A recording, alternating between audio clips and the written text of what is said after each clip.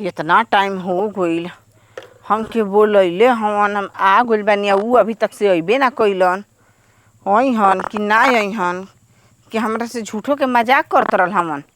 मजाक तो तारा पर भारी पड़ जाई।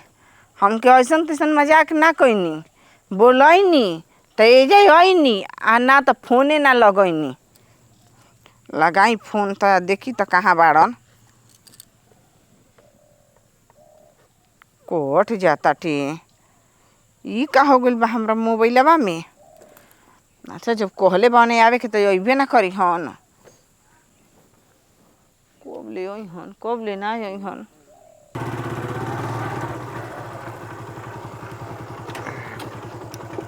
ए भाई केहर बिया हो हमहू सोचत न कि सर सकरा भेंट क के चल जाई।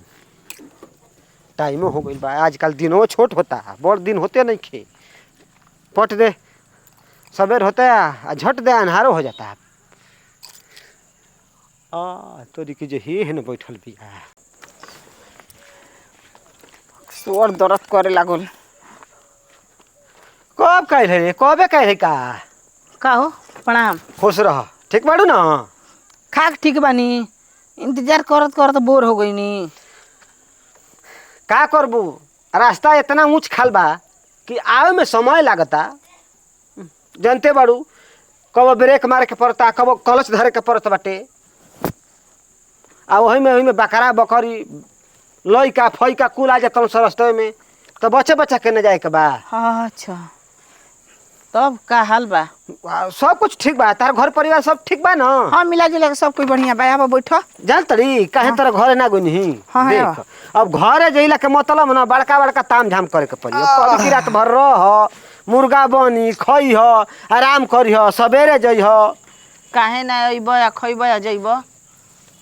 अब सोचल है कि बहरे से बाहर भेंट मुलाकात हो जाई। ई बात नहीं खे आ केहू जनियो ना पाई सब कोई के जनमावल जरूरी बाटे। ई काहे न कहत कि जाए तो मोर मिठाई लेके जाए के पड़ी खर्चा लागी।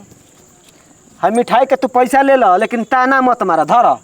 हाँ रहे द हमरा के ऑर्डिनरी गोइल गुजरल बुझत का तू कब कनी ह तब मिठाई के नाम लेवे लगली है। ए घड़ी बड़ा हम बिजी रहतनी तू बात के समझबे ना करबू।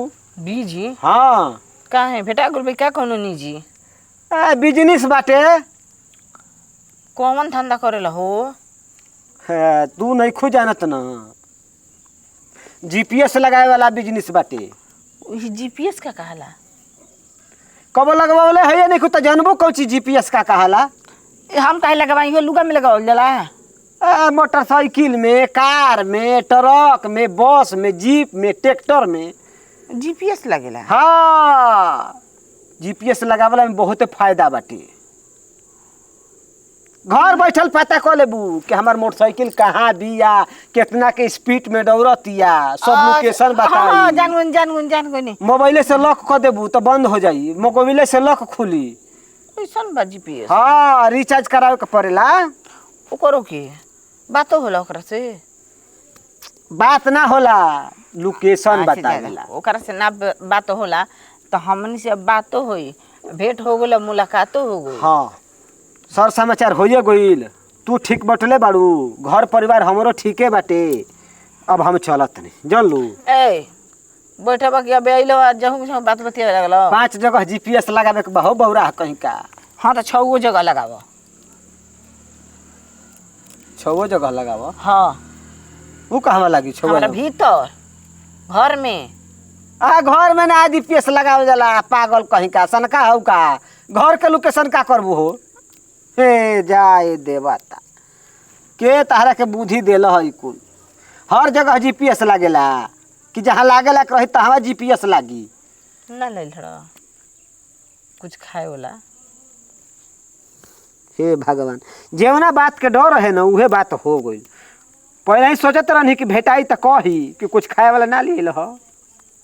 लड़कइया के आदत एकर गोइल ना। ए जेब मत तोरे बेइज्जती क के धगल बू। चॉकलेट ले लो बता द। एहर तो जइह ना ला 20 रुपया बजरिया में जाके चॉकलेट किन लिया बिस्कुट खा लिया धर। ए चला ना होने हटाव जन देखाव पैसा लालचाव। तब का मैं है ना ताना मारतीस रे इन्हें पैसों ना लेबी ऐने बेइज्जती करते तू हमार। हाँ हम न करतनी। ई बता तोर पाहुन का करल कुछ न करलन। घरे बैठे रहल हाँ घरे बैठे से कैसे खोराकी चल जाला रे। चलेला न। एकर मतलब सास ससुर के जमीन जायदाद बा तब काम है कहिया के स्कूटी किने लियो ये 2 बरिस हो गई। फाइनेंस पर रहे कि नगद है? नगद रहे। एकरा में जीपीएस ना लगवालू? अब हमके नहीं मालूम कि जने कहाँ चल गइल बिया न समझे में नहीं आवत। कबे के ओकरा के खोजतनी अगर कहीं भेटा जे है न तो उनकर सहूर हम सिखा देम कि के तरह रहल जाला। मेहरारू के घर में न रहे के चाही कि वन में रहे के चाही। जब देखो तब भगले रहतिया। कब को मन तक करता न को के छोड़ दीही ना छोड़म ना भेटा जाई न तो ओकरा के कोड़म बिना कोड़ले ना माने में बेरा। अब जा तनी हम जन लू आज भर रुक जा। आ जाला न त ताके छोड़े के मन ही ना करेला। अरे बौरा कहीं का जब रू कहीं के रही तो घरे डायरेक्ट ना जाती सिवाने में मिल के तह से जाती। तो हमारे मोटरसाइकिलिया हियो ओ ये जी बड़ा सो घाव लागल। देखा हो भगवान के कृपा से कुछ के कमी नहीं खे जान लू सब कुछ घर में भरल बाटे। तो जा दो आइब ढेर दिन नहीं खे तारा घर में जाए के। चल जाइयो दिखे आई चल जाइयो बियाह करा दी। आय तो बियाह होखै होला ना बा। इनकरे ले बियाह करा दी करे तू ए घरी ना बहुत सागतड़ी मन तक कर तक तोरा के कोड़ कोड़ देही। कोड़ दी हाँ खरिहान वरिहान हिया का कि आलू बोले बड़ा हमारे मेहरारू सुघर मिलल हियो। आय अब दूसरा के मेहरारू ना मिलल ऐसा तनी जबनिया पर ताला मार के बोलो देही ताला तो जानता नहीं का हमरा से बुरा केहू ना होला तारे बोहिन के बोलबे। अरे अरे अरे अरे हां हई देख ना गाड़ियो देता। ही तरह चिन्हत नहीं का हमरा के अबे चिन्ह जीबो। अरे अरे पता भाई तोरा के मोटरसाइकिल किन के दे देल बनी तो तू भर गाँव घुमाबी यार से बतियाबी। आय हम ओकर यार ना हई भाई हई ओकर फुआ के लइका हम हई। हम जीपीएस लगाए वाला काम करी ना रास्ते में से गुजरनी तो भेंट मुलाकात हो गेल सर समाचार होखे लागल ह। जीपीएस लगाए वाला हनी रहुआ लगवाई जीपीएस हाँ रखले बनी 4 व्हीलर अपन बहिन में लगा दी जीपीएस बड़ा भागत रहतिया। अरे अपने बहनिया में लगवा ला ना जीपीएस मैं लोकेशन मिलत रही कहाँ बाड़ी का करतड़ी कहाँ गइली केकरा संगे बाड़ी उल्टा सीधा बोलबो।